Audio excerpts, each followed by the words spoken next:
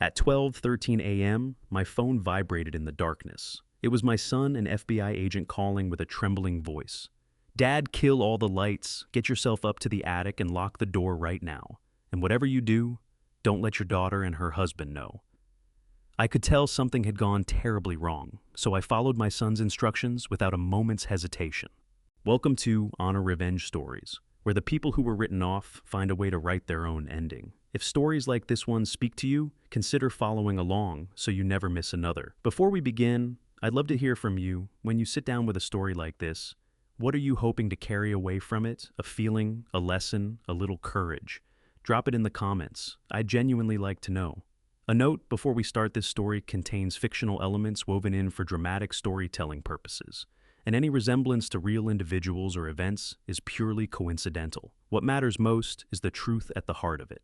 I'm 67 years old, and for 42 years I've made my living restoring damaged paintings in the Millbrook Heights neighborhood of Cedarbrook. When people bring me their wounded art-torn canvases, masterpieces gone dull with age, they're trusting me to breathe life back into them. Stroke by stroke, layer by layer, I rebuild what neglect and time have taken. It's slow work, careful work, the kind that trains you to spot what other eyes slide right past, to catch the small thing that's just slightly off. I never imagined I'd have to use those same skills to save myself. I live in a craftsman house on Elm Grove Road, the kind with wide front porches and exposed beam ceilings that my wife Irene always loved. She used to say the morning light through the east windows was perfect for painting. We bought this place 30 years ago, back when the neighborhood was just beginning to find itself. Raised our 2 kids within these walls. Watched the elm trees grow tall enough to shade the whole front yard. 8 months ago, Irene lost her battle with cancer. The house felt enormous after that too. Quiet, too loaded with memories that stung to brush against. Our daughter Diane noticed naturally. She'd always been sharp that way. Even as a small girl, she'd linger in my studio doorway, those big eyes absorbing everything. 6 months ago, Diane arrived with her husband Preston and an offer. We were at my kitchen table, the autumn sun cutting through those east windows Irene had cherished. Diane reached over and covered my hand with hers. "Dad, you shouldn't be rattling around alone in this big house," she said, her voice wrapped in concern. "Preston and I have been talking it over. Our lease is almost up anyway. What if we moved in for a while? We'd keep you company, help with things. You're not getting any younger." I should have let that last part sink in. You're not getting any younger.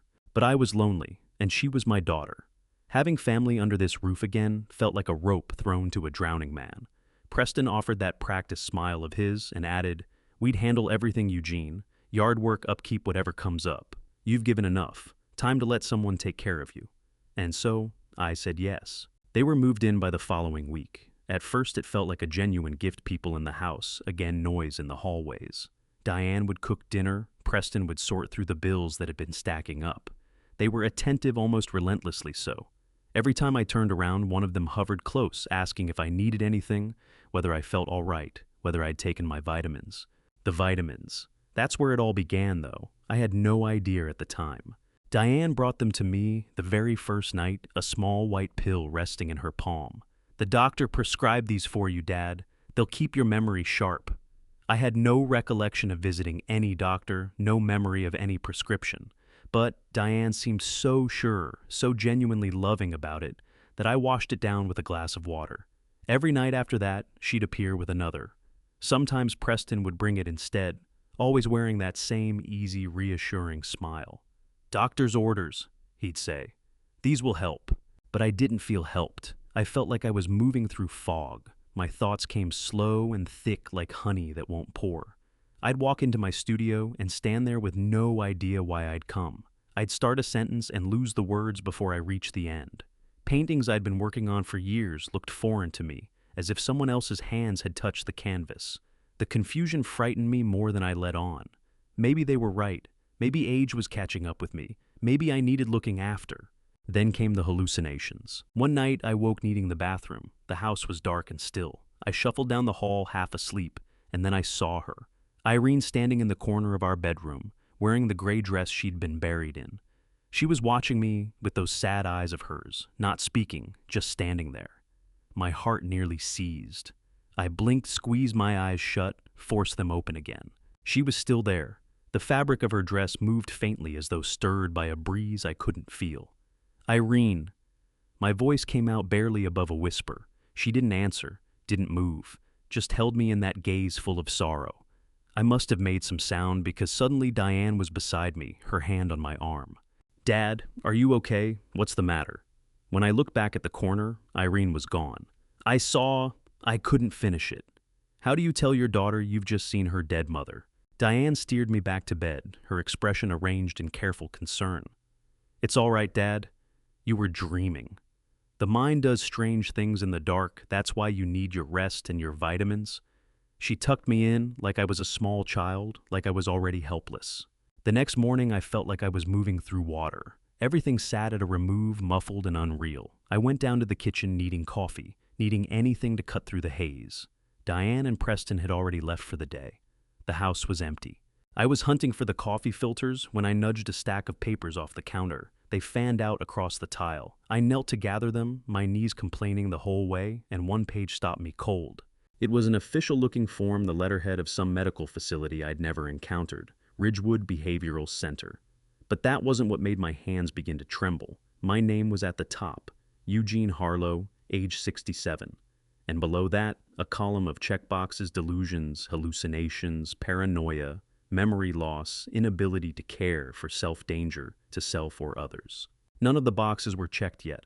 The form was blank waiting. But it had already been filled in with my personal details, date of birth, address, social security number. Someone had prepared this. Someone was already building the case to have me evaluated, to have me declared incompetent. I stood there in my kitchen, the morning light streaming through Irene's favorite windows, holding that form in shaking hands. The coffee pot gurgled behind me, ordinary and different, while my entire world lurched sideways. I wasn't always this suspicious of my own daughter. There was a time when Diane was the brightest thing in my life, when her laughter rang through these rooms like music. I can still picture her at 8 years old, perched on the tall stool in my studio, watching me work on a damaged oil painting, an early 20th century portrait, with a deep crease running through the subject's face. Most people would have tossed it out, but Diane understood that broken things could be made whole. She passed me my tools with the gravity of a surgeon's assistant. When I finally blended the last stroke across that crease, she clapped her hands together. "Daddy, why do you fix broken paintings?" she asked, with that child's wonder that finds magic in everything. I set down my brush and lifted her onto my lap. "Because everything deserves a second chance, sweetheart. Even broken things can be beautiful again if someone cares enough to try." She threw her arms around me. "You're the best daddy in the whole world." I believed her. God help me, I believed her. That was a long time ago. My little girl grew up, went off to college, built her own life. She'd come home for holidays, call on Sundays, send pictures from her travels. Irene and I would look at those photos together, swelling with pride at the woman she'd become. 2 years back, Diane called with news that lit her voice up. She'd met someone. His name was Preston Farwell, and the way she talked about him, you'd think he'd personally put the stars in the sky. "Charming," she said. "Successful, a consultant in real estate investment." He had a polished answer for every question and a smile that could sell ocean views in a landlocked town. They married the following summer in a small ceremony at the Arboretum. Preston looked every inch the ideal son-in-law in his expensive suit. He shook my hand afterward with a firm, confident grip. "I'll take good care of her, Eugene," he promised. "She means everything to me." I wanted to believe him. He was attentive to Diane, easy with us, never short of a kind word. But looking back now, I can see the math running behind every gesture. The way he'd guide conversations toward money, toward what the house was worth, toward my retirement accounts. How he'd mention that healthcare costs were brutal for people our age. How he'd suggest that Irene and I ought to be thinking about the future. I was blind to it then. I just saw my daughter happy, and that was enough. 8 months before they moved in, cancer took Irene from me. It happened with terrible speed. One day she was telling me she felt tired. 6 weeks later, I was standing in a funeral home choosing a casket. The house became a mausoleum. Every room breathed her name. I drifted through those months like a ghost myself. I stopped taking on restoration work. Let the mail stack up. Brett, my son, called every few days from wherever the FBI had him, posted his voice tight with worry. But he was too far away to do anything, and I was too numb to ask for help. That's when Diane started coming around more. She'd bring groceries, cook meals. I barely touched. sit beside me in the living room. She was worried, she said. I looked thinner, worn out. The house was too much for one person to manage. Then came the day 6 months ago when she showed up with Preston and a proposal I should have pushed back on. They sat across from me in the living room. Diane reached for my hand. Dad, Preston and I have been talking. You need family close. This house is so big and you're rattling around here all by yourself. What if something happened? Of Wandis staust. Preston leaned in his face, arranged and rehearsed sympathy. We'd love to move in, Eugene, just temporarily, while you get your feet back under you. We could take care of everything. The yard, the bills, making sure you're eating right. Taking your medications. Medications. I wasn't on any medications, but I was too drained to argue, too lonely to push back. Are you sure? I asked. I don't want to be a burden. You could never be a burden, Dad, Diane said. You spent your whole life taking care of me. Let me return the favor. So, I said yes. I handed over the keys to my house, my sanctuary, my home. They moved in on a Saturday morning in March. That first week I was actually grateful. The house had sound and movement in it again. Someone across the table during morning coffee. But small things started shifting. Preston offered to help get my finances in order. Before long, he was writing checks from my account, handling the bills, to take the load off me. Diane began managing my medications, pills in the morning, pills at night, always with that same gentle, worried smile, and I started feeling off. Foggy, disconnected, like my own thoughts were wading through mud. Within weeks, Preston set about installing security cameras. He did it methodically, one room at a time, always with a tidy explanation. The front door camera was for package theft. The living room camera was in case I fell. The hallway camera could track whether I was wandering at night. For your safety, he'd say, mounting another small black lens to watch my every move. At your age, we can't be too careful. I watched him drill into Irene's carefully painted walls and told myself it was thoughtful, that they cared. I didn't understand they were building a cage around me. It took a few days before I grasped just how many cameras Preston had placed slowly, methodically, like a net being drawn tight. The first one I'd spotted was in the living room, mounted high in the corner near the ceiling. Preston had pointed it out casually one afternoon. Just a precaution, Dad, in case anything happens. At the time, I'd nodded. It seemed reasonable. I was 67 after all, and Irene was gone. A little extra security didn't seem like such a bad idea. But then I found another in the hallway, another in the kitchen angled toward the stove, and one more in the upstairs bathroom, tucked behind the edge of the mirror where I nearly missed it. That one made my stomach drop. I stood there a long moment, staring at the tiny black lens, feeling something cold settle in my chest. When I finally brought it up with Preston, he had his answer ready. Dad, at your age, what if you fall? What if you get dizzy in the shower? We have to be able to get to you. His tone was patient, almost patronizing, the way you'd speak to someone who'd already lost the argument. I wanted to push back, but the words tangled in my throat, caught up in that fog that had been pressing down on my mind for weeks. So I said nothing. It wasn't until later that evening that something else clicked. There were no cameras in their bedroom, none in Diane's private bathroom. I'd passed their door on my way to the attic studio and glanced in. Nothing. No blinking red lights, no lenses in the corners. I stood at the foot of the attic stairs and let that land. They were watching me everywhere, except in the two places they kept for themselves. When I raised it with Preston the next morning, he didn't miss a beat. The attic, Dad? You've got all those chemicals up there. Turpentine varnish, all that restoration stuff. The fumes would ruin a camera in a week. He clapped me on the shoulder, his grip a shade too firm. Besides, you're safe up there. You're doing what you love. We don't need to worry about you when you're painting. I nodded again. I always seemed to be nodding these days. But something about his answer sat wrong. I'd been restoring art for 42 years, and I knew perfectly well that the ventilation system Irene and I had installed kept the fumes well under control.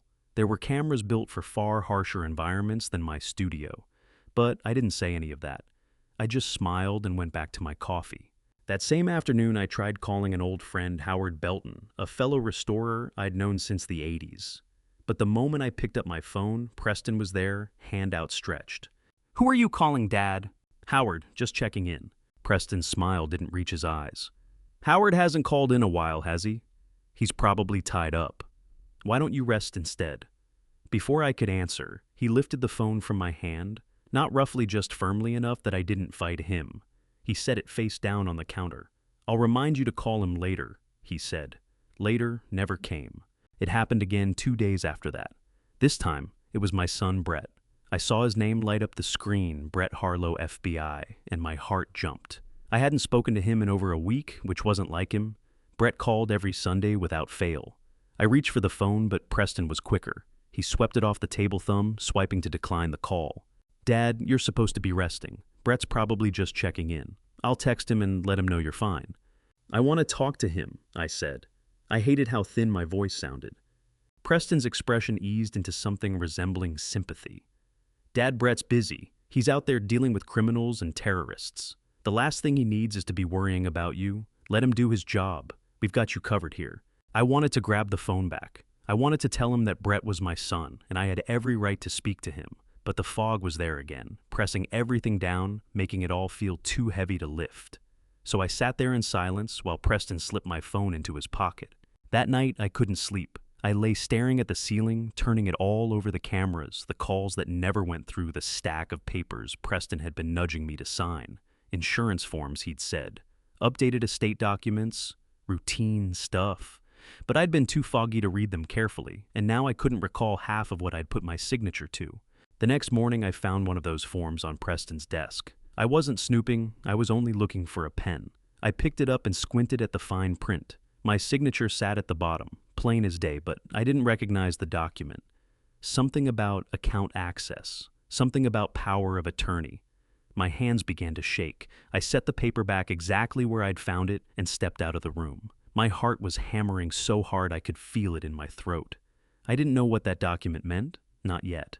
But I knew it wasn't good. That night, Diane brought me my vitamin. She always handled it herself, never Preston. She'd smile and place the little white pill in my hand, along with a glass of water, then stand there watching until I swallowed. But this time, I didn't. I took the pill, set it on my tongue, raised the glass to my lips. I let the water flow around it, but I kept it tucked beneath my tongue out of sight, while Diane watched with that same patient smile. "Good," she said softly, smoothing a strand of hair from my forehead. "Sleep well, Dad." When she left, I spat the pill into my palm. It was small, round, chalky white, with no markings at all. I turned it over and over between my fingers for a long time, wondering what they were actually putting into me. The water turned gray. Not the pale fizz of a dissolving vitamin, a murky, chalky gray that settled into sludge at the bottom of the glass. I'd run the test myself, right there at the attic studio sink. The real multivitamin Irene and I used to take together had fizzed and gone clear, leaving nothing but a faint orange blush from the coating. Whatever Diane had handed me the night before did something else entirely. It fouled the water and left a residue that clung to the glass like river sediment. I rinsed both glasses, dried my hands, and held onto the edge of the sink for a long moment. My mind went to Irene, to that night I'd seen her standing in the bedroom corner, still and pale in that gray dress. I'd been certain grief had cracked me open, that something had broken inside me beyond repair. But grief doesn't come in a little white pill. The fog, the visions, the thoughts that moved like cold syrup, all of it had a source. And now I was looking right at it. I dug out the old laptop from the corner shelf and pulled up a private browser. My fingers weren't steady, but I typed it out anyway. Drug-induced hallucinations, confusion, elderly. What came back turned my blood cold. Benzodiazepines, sedative, hypnotics, hallucinogens, and a string of articles on elder abuse on caregivers who used pills to render their victims compliant, docile, easy to manage, and easier to rob. I read every word. Every symptom fit me like a glove. I sat a long while after closing the lid. My unfinished paintings lined the walls around me, 4 decades of careful work, every one of them someone else's rescued treasure. And now my own daughter was apparently scheming to take all of it. But wanting to believe it and knowing it are different things. I needed something solid, proof I could hold in my hand.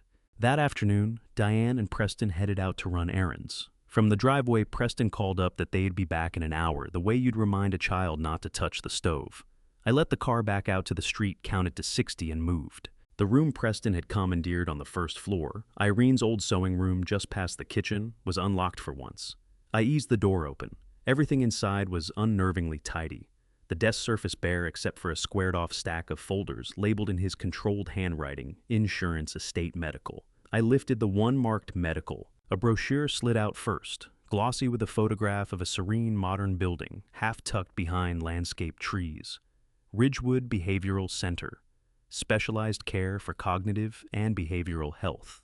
Tagline, private rooms. 24-hour monitoring, a safe, compassionate environment for those who can no longer care for themselves.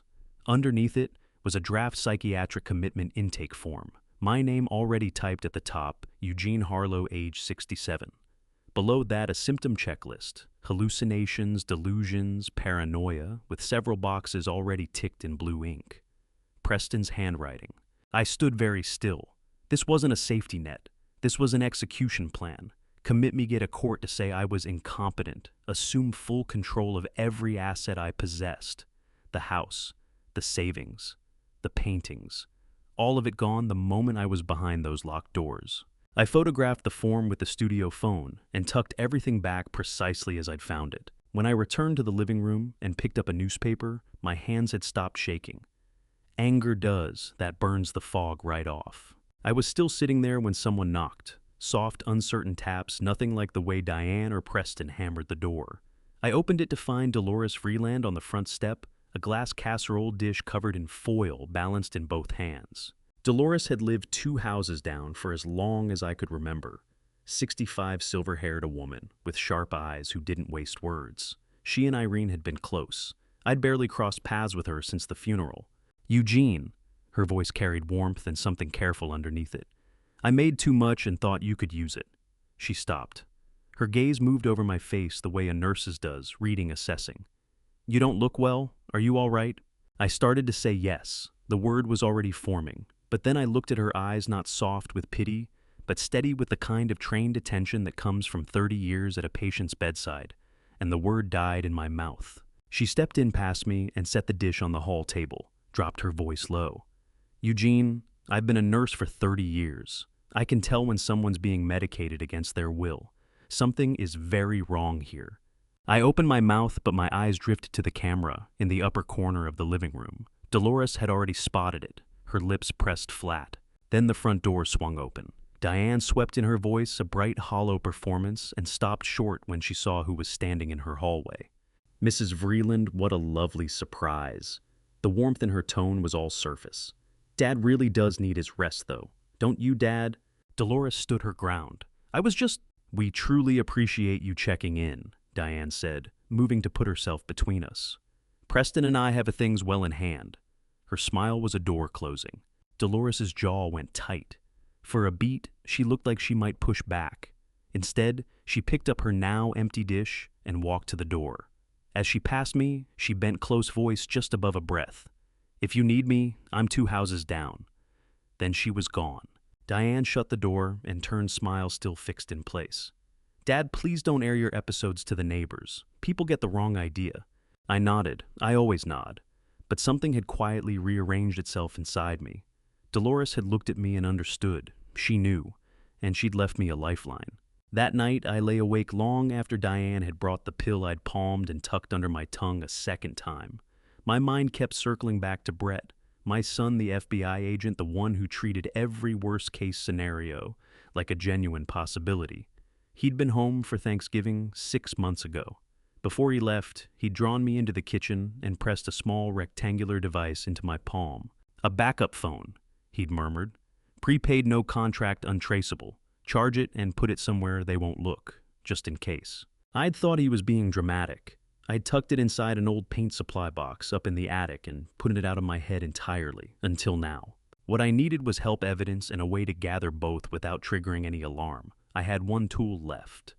At 12:13 a.m., the backup phone buzzed against the cardboard at the bottom of that box. I was upright before the second vibration, crossed the dark room to the wardrobe, felt along the top shelf, brought the box down.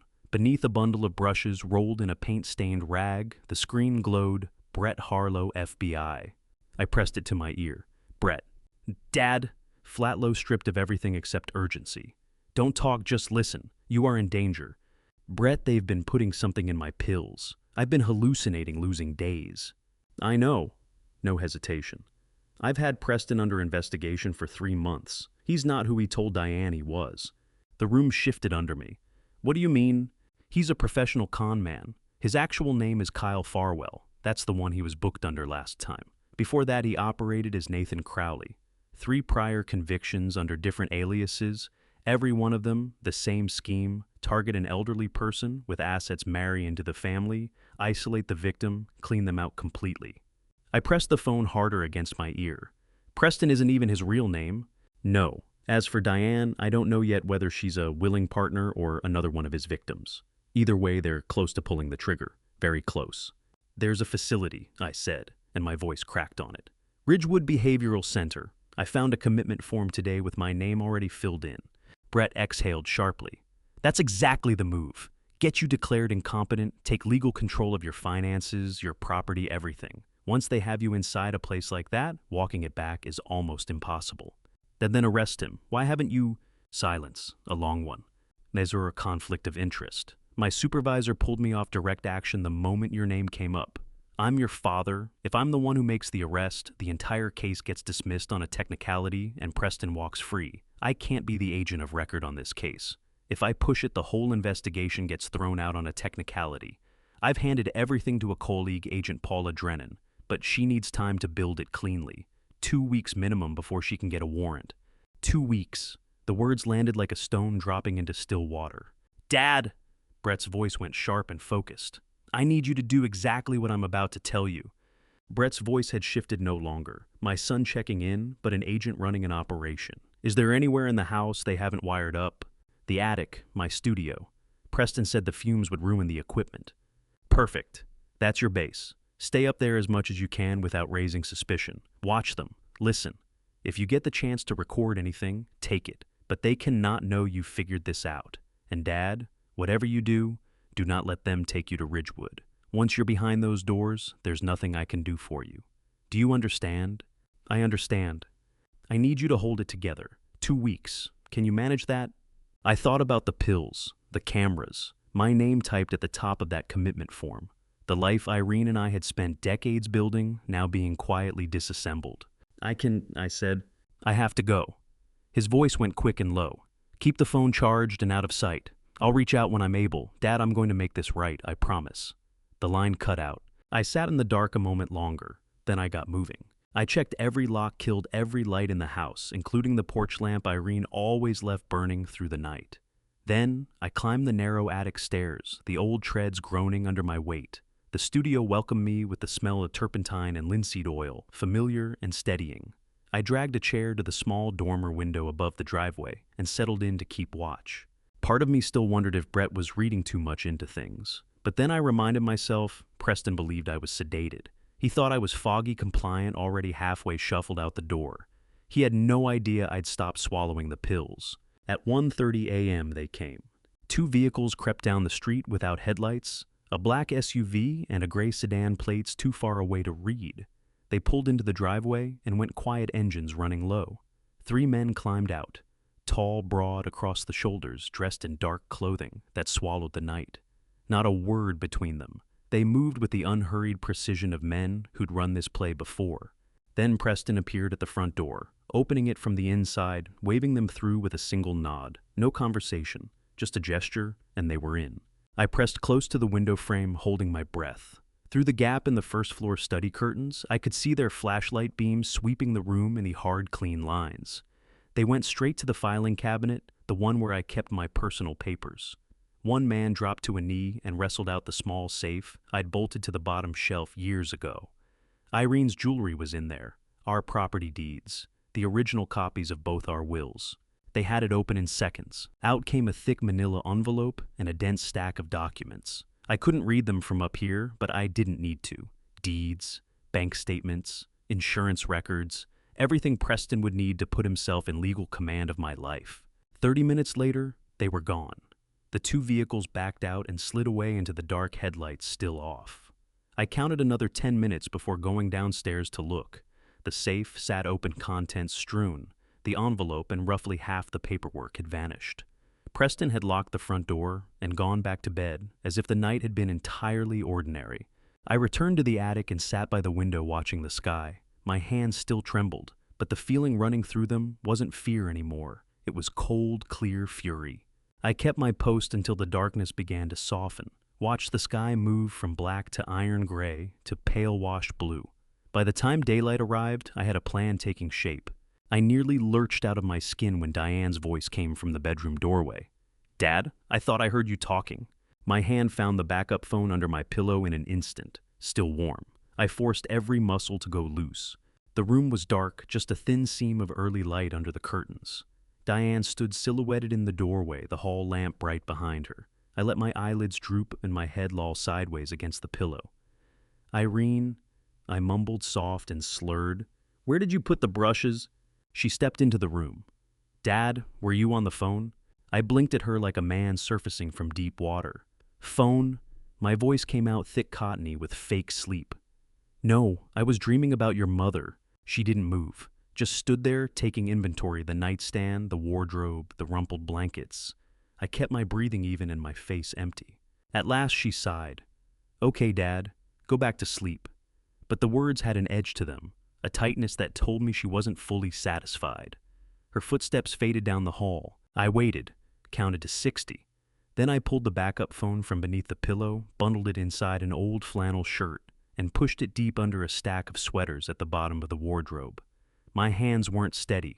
That had been uncomfortably close. A few hours later, after a brittle breakfast, where I palmed my vitamin under my tongue and flushed it once I reached the bathroom, I made my move. "Think I'll spend the day up in the attic," I said, keeping my voice light. "Time to sort through some old paintings." Diane looked up from her coffee, her smile arriving a beat too fast.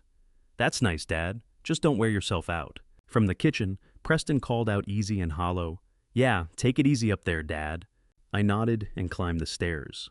The studio wrapped around me the way it always did, turpentine and linseed oil, aged timber settled dust. Morning light drove bright columns through the dormer window.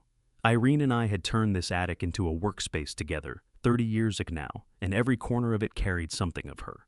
17 paintings in various stages of completion rested around the room.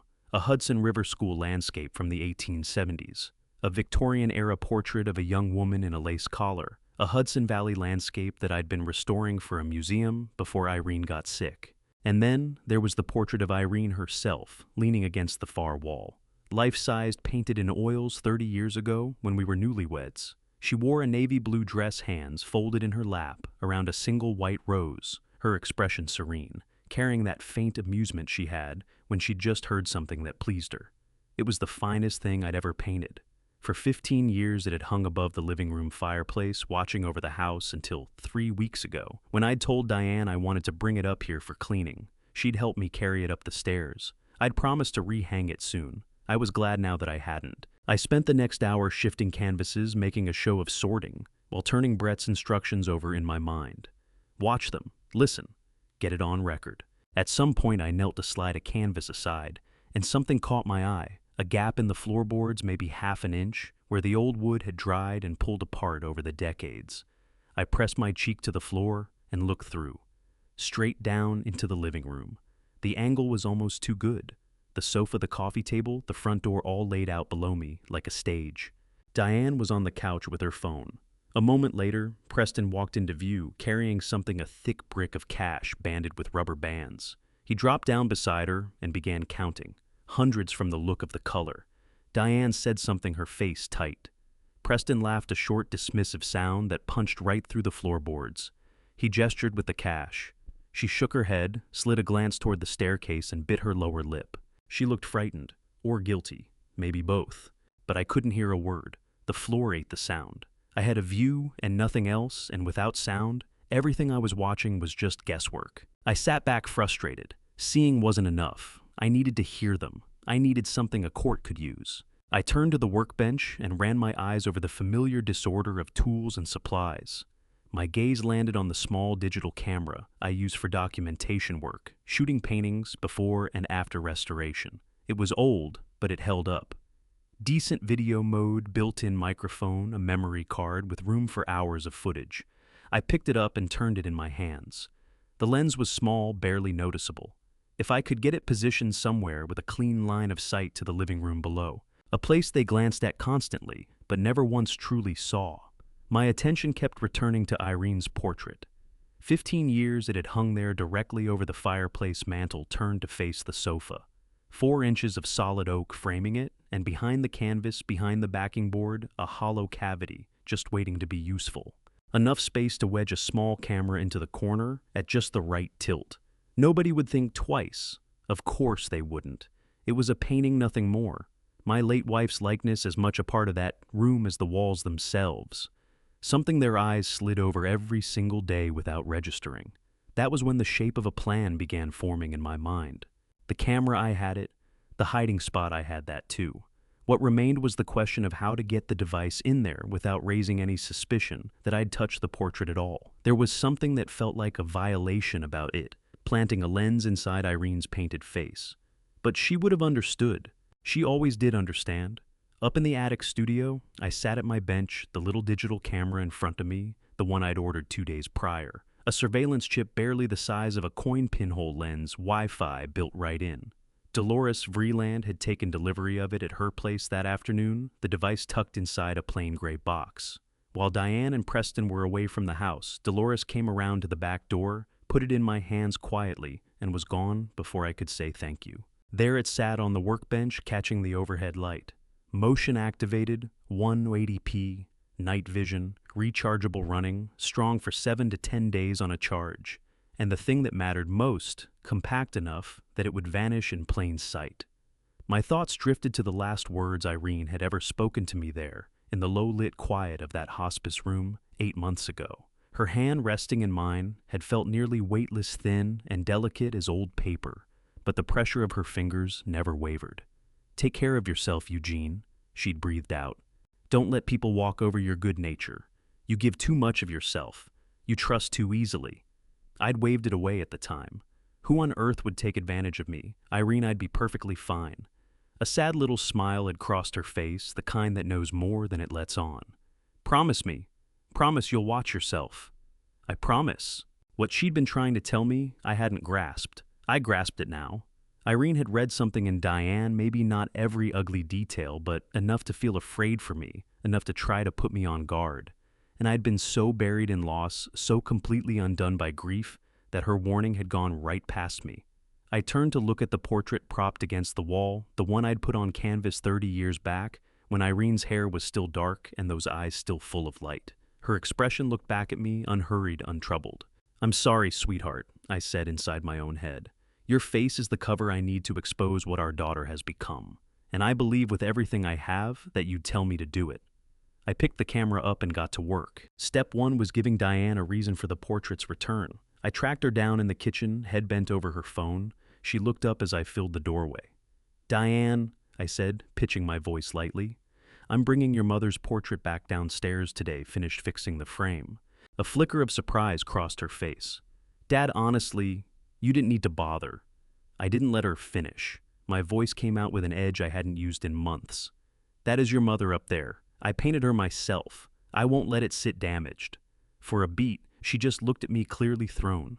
Months had passed since I'd resisted anything, since I'd declined to be smoothed over and redirected. "All right, Dad," she said, drawing out the words. "If that's what you want." From the sink, Preston watched us both, his face giving nothing away. "Want a hand getting it down the stairs, Dad?" "No," I told him. "I've got it." My pulse was hammering by the time I was back upstairs. 2 full hours the job took. I fell into the same unhurried, systematic rhythm that had always governed my restoration work. Portrait face down on the bench first. Then I worked the tacks loose one at a time and peeled the backing board away, opening up that hollow gap behind the canvas. The stretcher bars held the painted surface roughly 2 inches off the backing. Room enough to work with. I ran a finger along the underside of the canvas, feeling for the contour of Irene's face through the woven fibers, and found her eyes. Right there was where the lens had to sit. I loaded a precision bit 2 mm across and bored a clean hole through from behind, centered on her left pupil. The canvas took it without resistance, and when I raised it toward the light, a single bright pinprick shone through. People always said her eyes followed them wherever they moved in the room. That was about to become literally true. I affixed the camera to a strip of double-sided tape and pressed it flush against the back of the canvas, aligning the lens to that pinhole with care. Powered it on, then pulled out my old tablet and picked up the camera's Wi-Fi, its own private network invisible to Preston's router. The app took a moment to load. Then the screen woke up, and I was seeing my own workbench through the camera's eye. Dim light had a hard time squeezing through an opening that size, but legible. I spoke a few words out loud to test the microphone, then played it back. Every syllable came through sharp and clean. That was all I needed. I eased the backing board back into place, tapped the tacks home, and flipped the canvas right side up. Nothing showed. Not the device, not the hole, not a single trace of what now lived behind that painted face. Just Irene, exactly as she'd always been, meeting the world with steady, unhurried eyes. I lowered myself into a chair and stayed with her a moment. "Forgive me, sweetheart," I said aloud, barely above a murmur. "I'm using your beautiful face to catch the ugly truth about our daughter. But I know you'd want me to protect myself. You always did?" Quiet surrounded me, and inside that quiet, something settled. A warmth almost. As if Irene had stepped up close and laid her hand across my shoulder. Wrestling the portrait down the stairs was no small task. Solid oak, that frame, awkward and heavier than it looked. I worked it through the doorway into the living room and got it seated back on its hooks above the fireplace, right where it had always been for 15 years. The sightline was exactly what I needed. Irene's eyes and the hidden lens behind them aimed straight across the room at the sofa and the low table in front of it. Whoever sat there would be dead center in the frame. A minute or so later, Diane materialized in the doorway, arms folded over her chest. Her gaze moved to the portrait, then came to rest on me. "It looks good, Dad," she said, voice gentle. "Mom looks beautiful." "She always was," I answered. A few more seconds she stood there before she turned and was gone. She had absolutely no idea that Irene's eyes were on her now. That night I settled into the attic with the tablet across my knees. 9:47 p.m. The motion sensor tripped. Diane and Preston came into frame and dropped onto the sofa right below the portrait, and the conversation began. I will never forget the first words I heard through that camera. "How much longer until we can move the old man to Ridgewood?" Darkness all around me and that attic earbuds seated deep, the tablet throwing just enough light to see by. Down on the live feed, Diane and Preston sat easy on the sofa, drinks in hand, faces loose and unguarded. Nobody watching them. Nobody they had to perform for. No idea at all that Irene was looking right at them. My grip on the tablet was so unsteady I nearly sent it to the floor. I stabbed the record button back up, in case the motion trigger glitched, and cranked the volume. Preston leaned back, one arm draped along the top of the sofa cushions, and spoke with the unhurried ease of a man who believed everything was already decided. "The appointment with Quint is next Thursday. He'll declare your dad incompetent." Diane turned her wineglass slowly between her palms. "You're certain he'll actually go through with it?" A laugh rolled out of Preston Lowe, casual, the kind that hollows out your stomach when you hear it aimed at your life. "Babe, I paid him $50,000.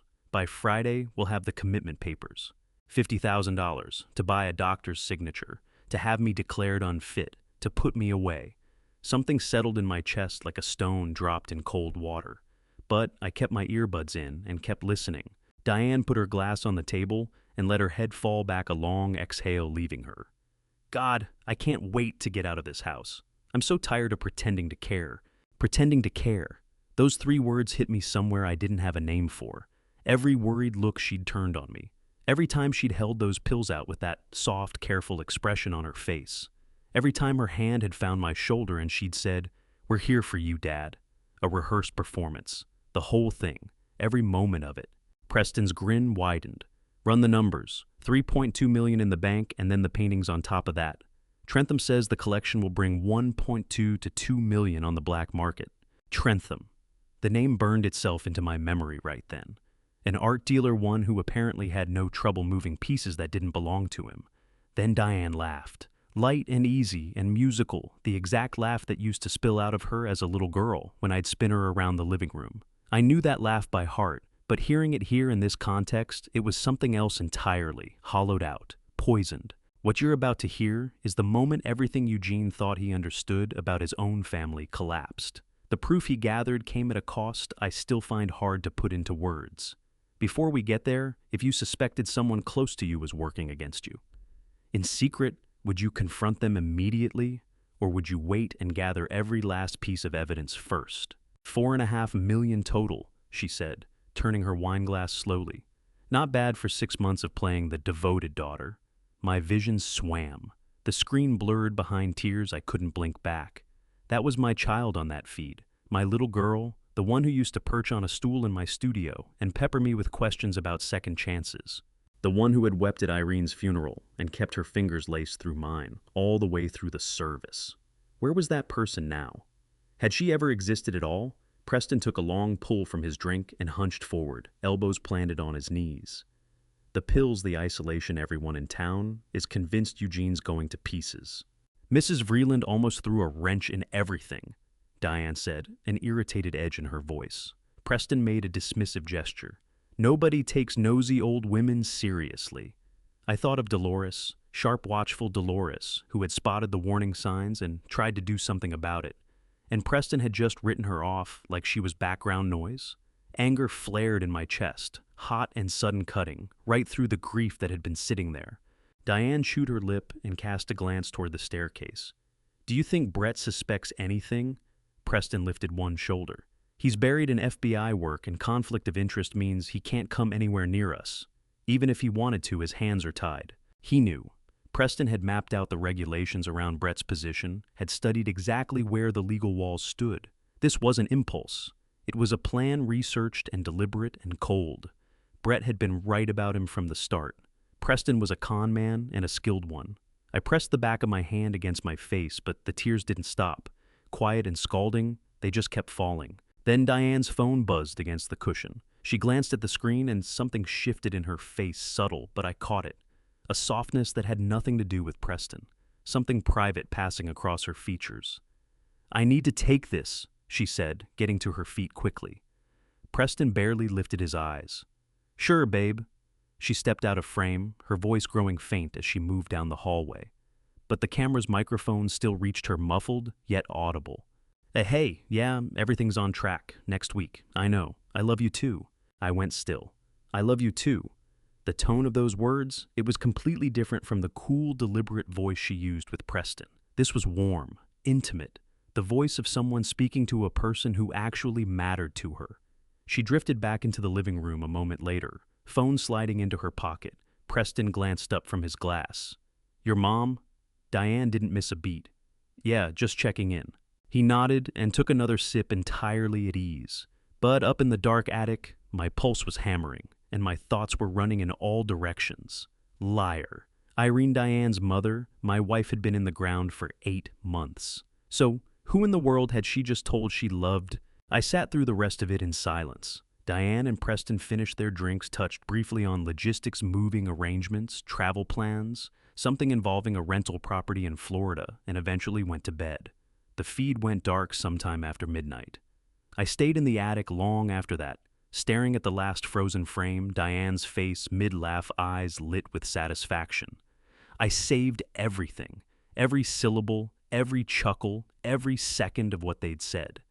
It backed up automatically to a cloud account I'd registered under a false name, a precaution Brett had drilled into me years ago, back when I used to think he was being overdramatic. But that phone call kept circling back. I love you too. Because whoever she was saying it to, it certainly wasn't the man sitting 2 feet away from her on that sofa.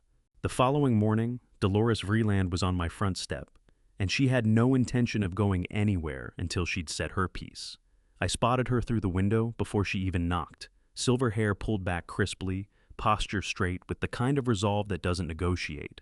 Diane and Preston had headed out half an hour earlier, errands and appointments, and I'd been alone in the house running through the previous night's recording for the 3rd time. When the knock came, I hesitated. Then I remembered how Dolores had stood her ground with Preston, how she'd named what was happening without flinching. I opened the door. Eugene, she said, keeping her voice low and tight. We need to talk. My sister died in a place like Ridgewood. I know what this looks like.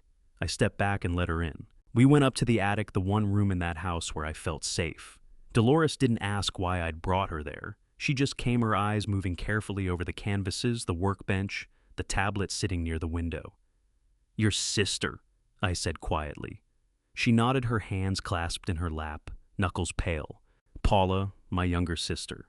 10 years ago, her daughter-in-law had her committed to a place just like Ridgewood. Told everyone Paula was delusional, a danger to herself. Within 6 months, she was dead.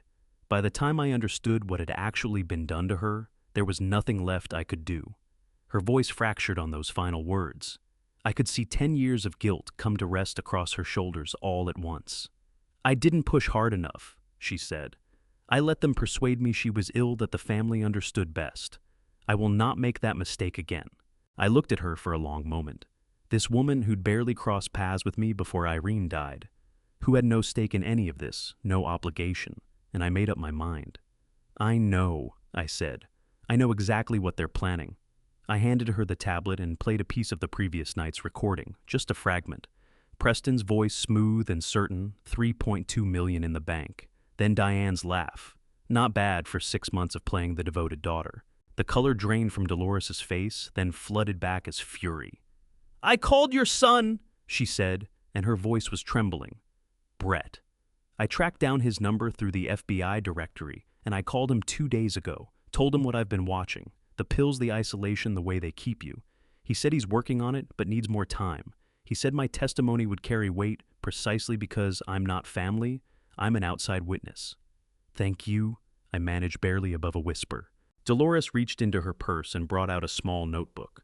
I've been keeping a log, dates, times, everything I've seen. Diane intercepting your mail, Preston turning visitors away, the way you've seemed confused, unsteady ever since they arrived. She set it on the workbench. It's yours. Use it however it helps. Then she pressed something into my palm, a small silver key on a plain ring. My house 2 doors down. If you ever need to get out, my door is open, any hour. My throat tightened around whatever I'd meant to say. Dolores. Don't thank me, she cut in firm and quiet.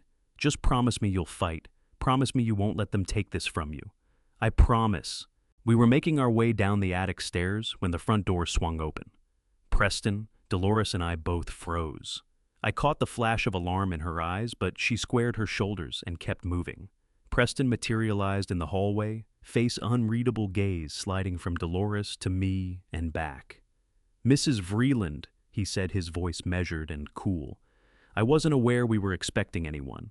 I brought Eugene a casserole, Dolores said, without missing a beat. Just coming by to check on him. Preston's smile was prompt and hollow. That's very thoughtful, but Eugene's family is here to take care of him. He doesn't require outside involvement. Dolores's jaw set.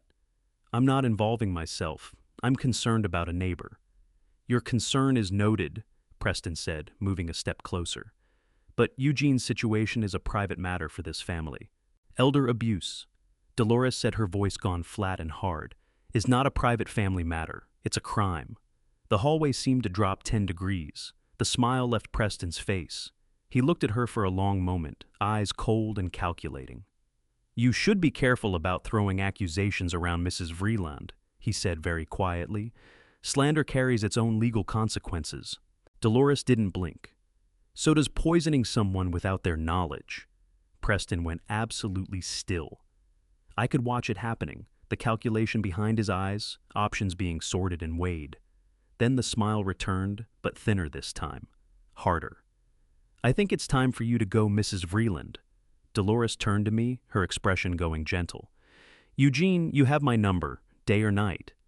Then she walked past Preston with her chin up and was gone. Preston shut the door and faced me, jaw tight beneath the surface, calm. Eugene, he said, quiet and controlled. I don't want that woman setting foot in this house again. She's filling your head with nonsense. I blinked at him and arranged my face into something bewildered. What Dolores was only being neighborly. Preston drew a slow breath, visibly reining himself in. Dad, I understand you're confused, but Mrs. Vreeland doesn't grasp the full picture of your condition. She's doing more harm than good. Please just keep your distance from her. All right. I let my shoulders drop and gave a slow nod. Okay. He held his gaze on me a beat longer, then turned and walked off down the hall. He still thinks I'm medicated, I thought. Still thinks I'm his to manage. He has no idea I've been capturing every word. That night, I went back up to the attic and settled in with the tablet to wait. At 9:30 p.m., Diane and Preston appeared on the feed, sinking onto the sofa. Diane's face was drawn tight with something that looked like tension. Dolores Vreeland is becoming a problem, Diane said, cutting straight to it. Preston rubbed his forehead. I handled it, sent her on her way. That's not good enough.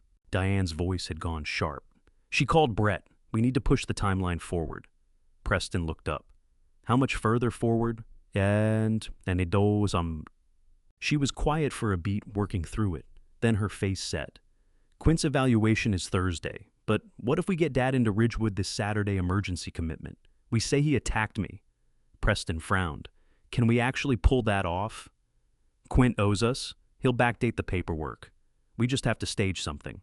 I'll make sure I've got a mark on me, a bruise, a scratch enough to justify the emergency filing. What if Brett finds out? Diane's smile had nothing warm in it. By the time Brett gets his warrant, Dad will already be inside. Ridgewood declared incompetent and will hold power of attorney. It's over. And once he's in a place like that, getting him back out is nearly impossible. You know how these facilities work. Preston gave a slow nod.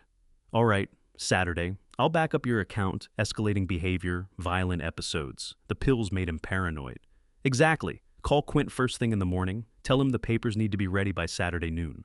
I stopped the recording. My hands weren't steady.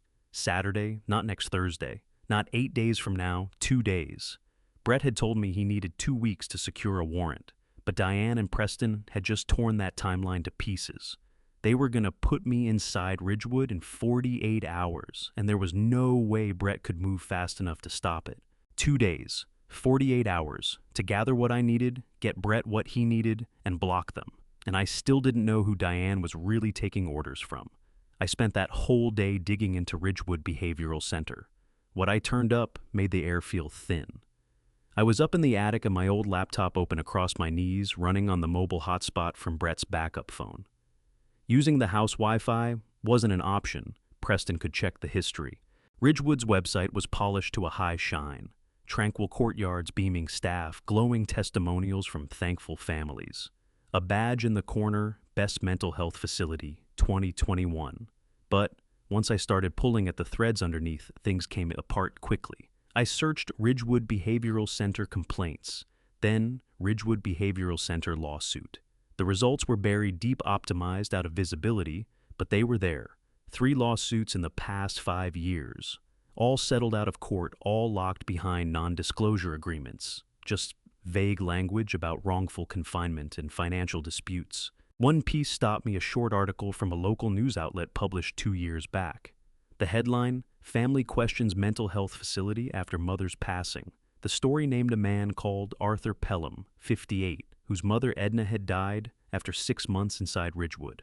Arthur had attempted to sue, but the whole thing had been quietly settled.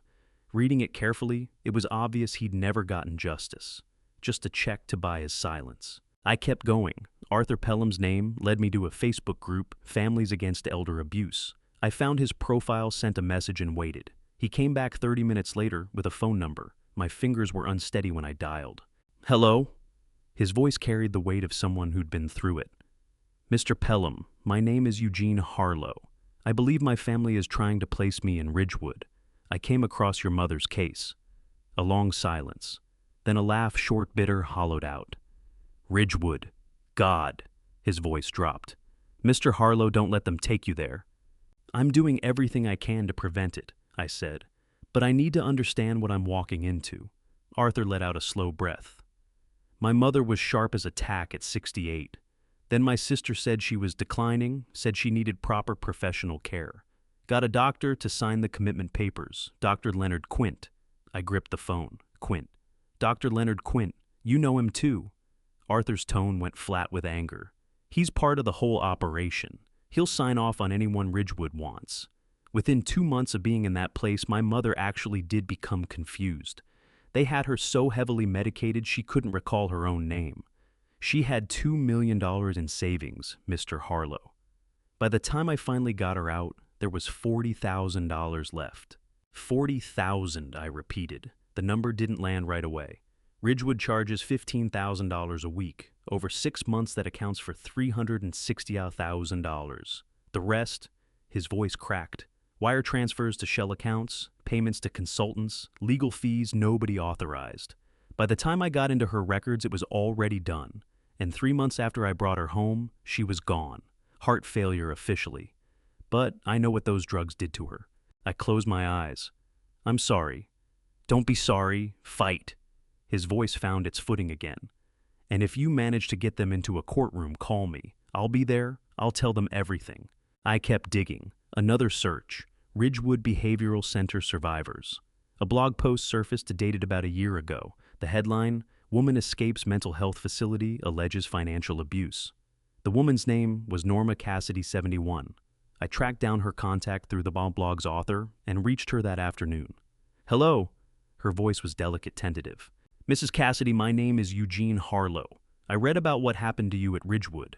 I believe my family is moving to do the same thing to me. A long pause, a shaky exhale. Ridgewood. She said it like she was naming something she'd spent a year trying to forget. I still have nightmares. Norma's voice wavered, but she told me. Her grandson Daniel had persuaded a judge she had dementia. Dr. Quint had signed the paperwork. Within weeks she was inside Ridgewood, sedated into passivity and made to transfer her house, her savings, her stocks. $1.8 million. Gone? They had me signing documents when I was so heavily sedated I couldn't make out the words, she whispered. I thought I was signing get-well cards. They were deeds, bank transfers, everything. How did you get out?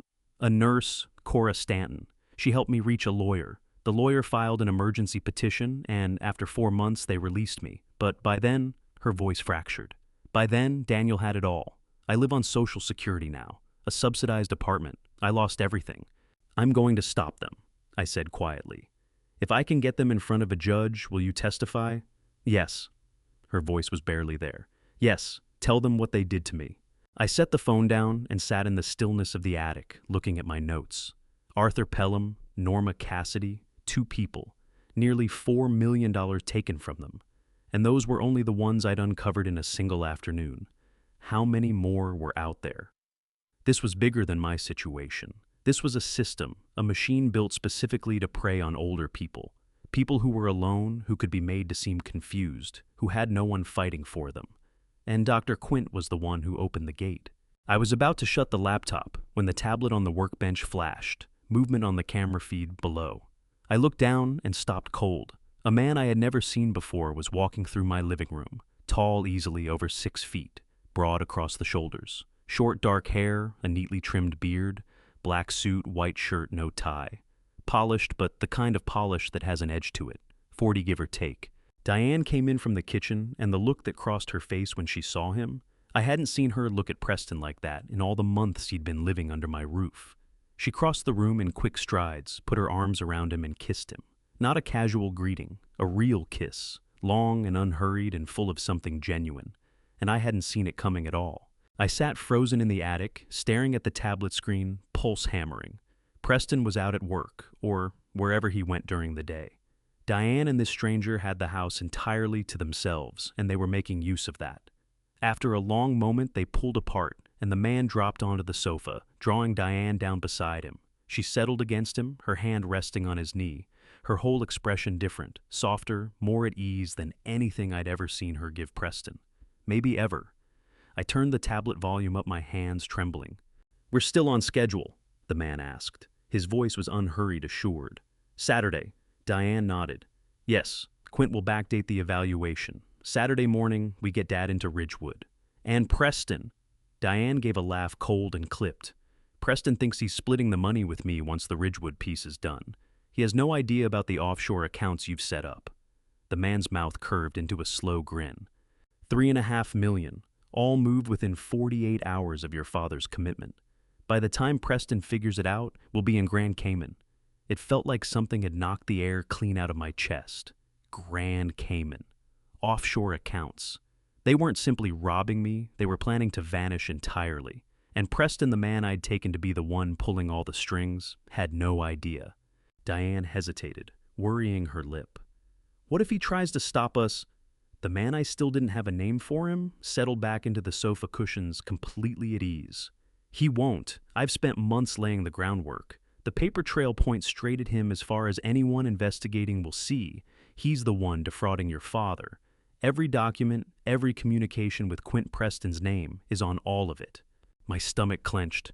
Preston was being framed. He was the scapegoat, the face they'd attached to everything when it unraveled. When the whole structure came down, he'd be the one buried under it. Diane smiled and leaned in to kiss the man. You're brilliant, Conrad. Conrad. At last I had a name. I know, Conrad said, a smirk crossing his face. They shifted on the sofa, settling in, and talked on as though they were mapping out a holiday rather than a crime.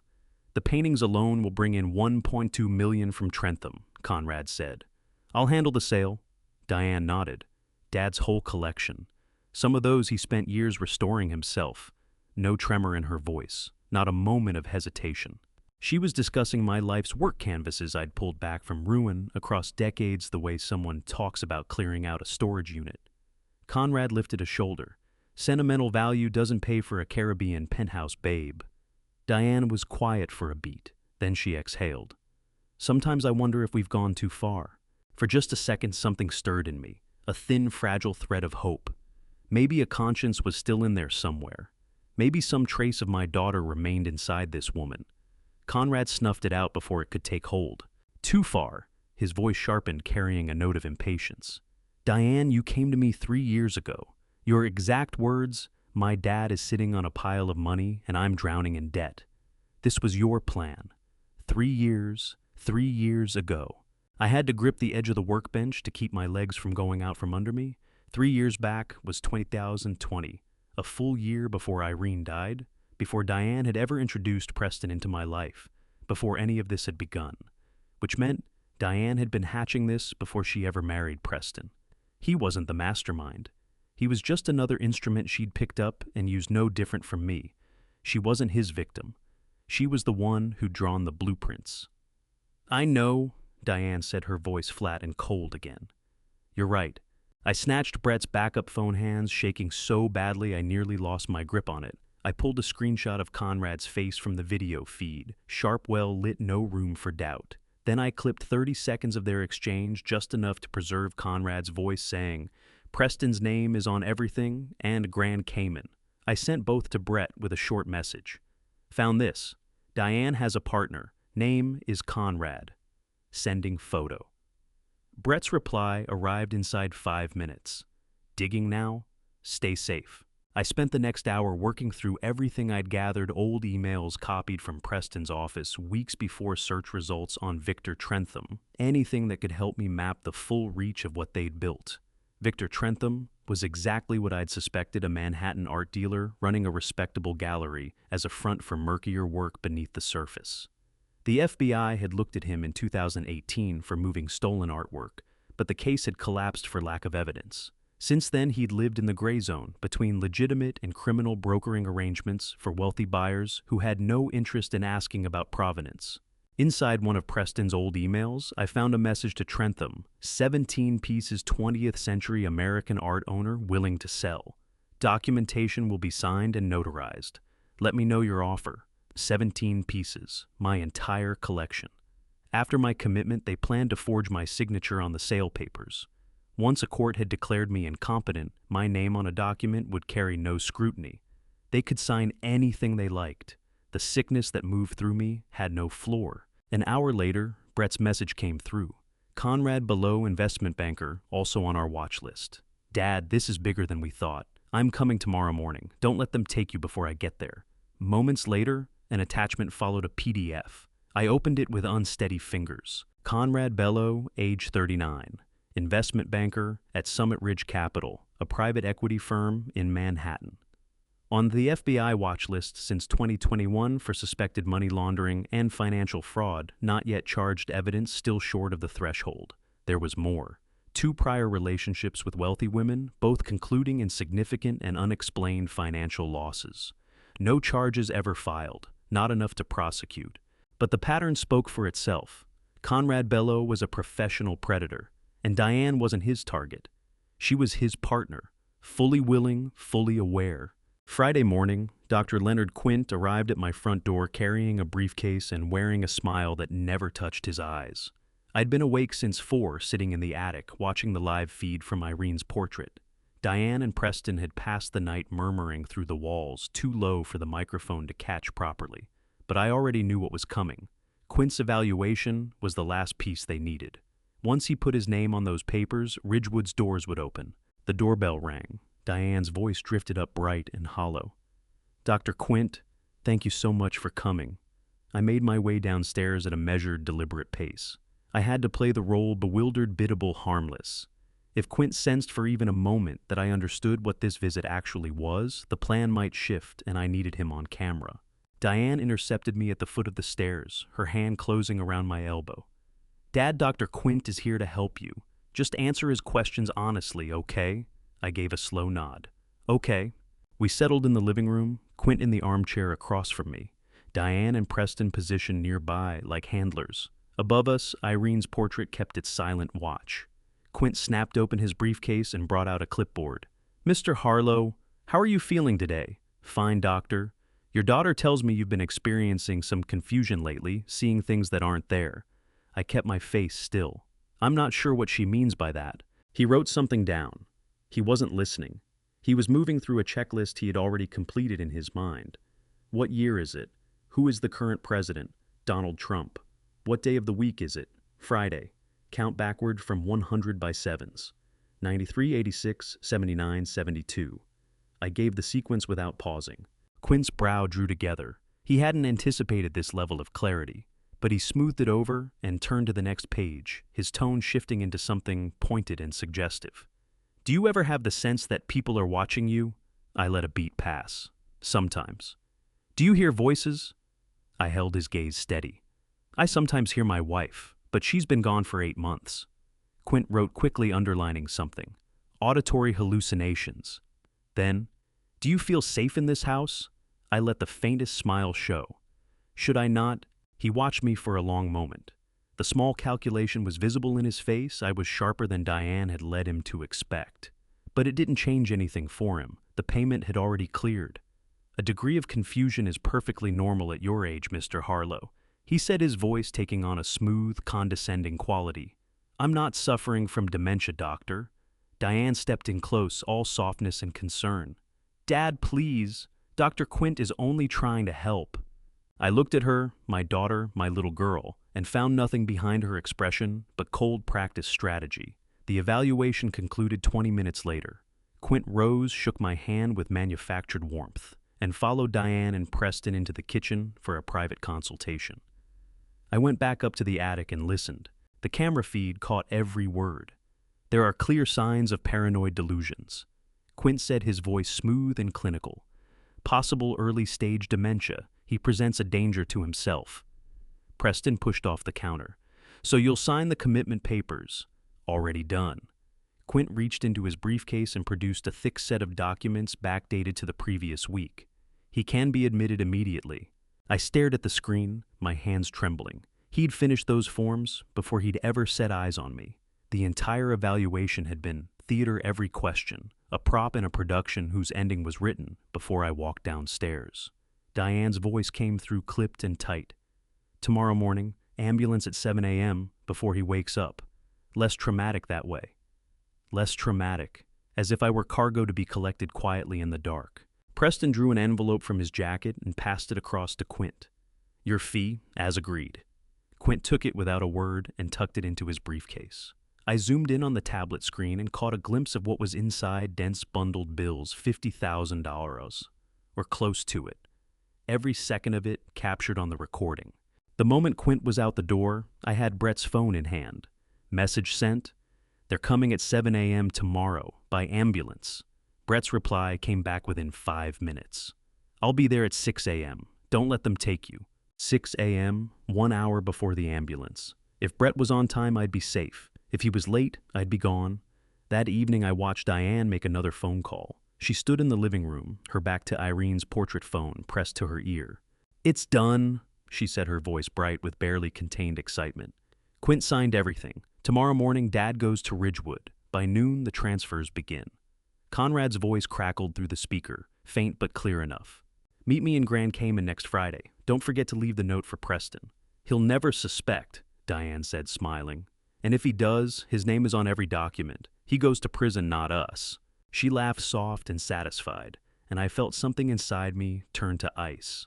That night, I didn't sleep. I sat in the attic working through every second of footage I'd collected. Quint's staged evaluation, the bribe, Diane's phone call with Conrad.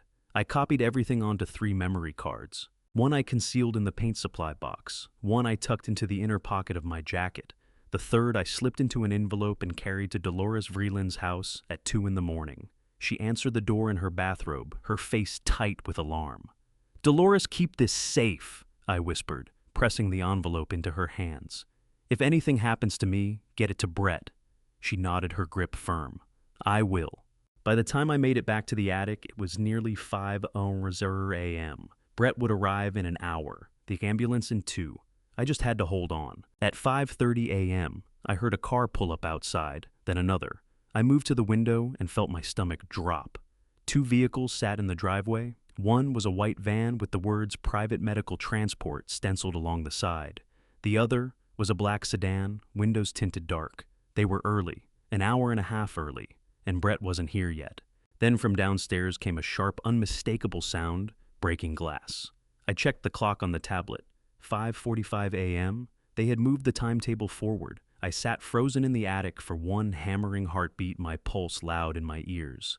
Below me, the front door creaked open, footsteps crossed the hardwood. Low, urgent voices reached up through the floor. Preston's voice. "Let's move fast. Get him before he wakes up." Diane's reply came soft and chillingly calm. "He's upstairs sleeping. We have time." I looked down at the tablet in my lap. The screen still held the frozen frame from the night before, Diane kissing Conrad below, the man who'd been plotting alongside her from the very start. My thumb hovered over the play button. Then I heard the heavy tread of boots climbing the stairs. They were coming for me. I grabbed the tablet, tucked it under my arm, and got to my feet. My knees ached with the effort. I was 67 years old, no longer a young man, but adrenaline has a way of sharpening everything it touches. I eased the attic door open an inch and looked down the hallway. 2 men in medical uniforms stood at the top of the stairs. One held a folded stretcher. The other gripped a clipboard and a syringe.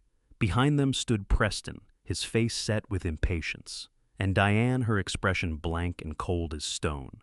"He's in the bedroom," Preston said, gesturing. "Get him sedated and onto the stretcher. We'll handle the paperwork downstairs." Diane's voice was like ice water. "Make it quick. I don't want the neighbors seeing anything." The medics nodded and turned toward my bedroom. I stepped out of the attic doorway. "Looking for me," I said. All 4 of them went rigid. Preston's eyes went wide. The color drained from Diane's face. The 2 medics exchanged a quick glance, hands twitching toward their pockets. "Dad!" Diane started, her voice snapping back to bright and false in an instant. "You're awake. We were just—" "I know exactly what you were doing," I said. My voice held steady even as my heart hammered. I raised the tablet. "And I have proof." Preston's face twisted. "You don't know what you're talking about? You're confused, that's why we're here to get you the help you need." "Help?" I let out a short, bitter sound. "You mean Ridgewood Behavioral Center, the place where elderly people are sent in with millions and carried out in body bags?" Diane's composure slipped. Her eyes narrowed. "Dad, you need to calm down. I recorded everything," I said, pressing the play button on the tablet screen. The volume was all the way up. Diane's voice poured out into the hallway. "How much longer until we can move the old man to Ridgewood? Then Preston Quint will sign off. I paid him $50,000. Then Diane again, $3.2 million in the bank, plus the paintings. $4.5 million total." The blood left Preston's face in an instant. One of the medics stepped backward. Diane stood perfectly still, jaw locked. "You drugged me," I said, my voice climbing now. "You cut me off from everyone who cared about me. You bribed a psychiatrist to have me declared unfit. You forged documents. And you intended to take everything I spent my life building." Preston lunged forward. "Give me that tablet. Touch it and you'll regret it," I snapped, stepping back. "I've already made copies, 3 of them. One is with my neighbor Dolores Vreeland. One is backed up to a secure cloud account. And one is with my son Brett." At Brett's name, Diane's control broke apart. "You called Brett?" Her voice went shrill and panicked. "I didn't need to," I said. "He's been building a case against you for months." Preston wheeled on Diane. "You told me Brett wouldn't be a problem. You said he was too buried in FBI work to come anywhere near us." "He was," Diane shot back, "until your greed pushed us to move too fast." The 2 medics were already edging toward the stairs. "We're not part of this," one of them muttered. "We were just hired to—" "Hired by who?" I demanded. The medic hesitated, then pointed at Preston. "Him. He paid us $5,000 to show up early and collect you before—" A voice cut clean through the noise from the front door below. "Freeze FBI!" Everyone stopped. Heavy boots hammered up the staircase. Brett appeared first, badge up, face hard as flint. Behind him came a woman in a dark suit, Agent Paula Drennan ID clipped to her belt. 2 uniformed officers followed. Brett's gaze swept the hallway in a single pass. Me with the tablet. Diane and Preston, faces gray and frozen. The 2 phony medics with their hands rising. "Nobody moves," Brett said. His voice was quiet and controlled, but the steel underneath it was unmistakable. He looked at me. "Dad, are you all right?" "I'm fine," I said. "They're not." Brett turned to face Diane. For just a moment, something moved across his expression, pain maybe, or the ghost of disbelief. Then it was gone, replaced by the cold composure of a federal agent doing his job. "Diane Harlow," he said. "Preston Farwell, you're both under arrest, conspiracy to commit fraud, elder abuse, and attempted kidnapping." "This is insane!" Diane's voice cracked into a shriek. "He's the one who's been losing his mind. We were trying to help him." Brett didn't look at her. He nodded to Agent Drennan, who moved forward with handcuffs. The 2 phony medics were cuffed as well, one of them complaining weakly that he hadn't known any of it was illegal. Preston tried one final desperate play. "Brett, listen to me. Your father is sick. He's been having hallucinations. We have a psychiatric evaluation from Dr. Leonard Quint." Brett answered without expression. "The psychiatrist you paid $50,000 to falsify a commitment order. We picked him up an hour ago. He's already cooperating." The room went quiet. Brett looked at me. "Dad, I need you to come with us. We'll take your full statement and make sure you're protected." I nodded. Then I caught Brett's eye. "There's one more person you need to find." He raised an eyebrow. "Who?" "Conrad Belleau," I said. "He's the one who designed all of this, and I know exactly how to bring him into the open." Brett's focus sharpened. "Tell me." I allowed myself a tight smile. "He believes he's about to collect $4.5 million. A man like that won't be able to stop himself from showing up." Conrad Belleau had always believed he was beyond anyone's reach. He was about to find out how wrong he was. Diane and Preston sat on the living room sofa, handcuffed, silent.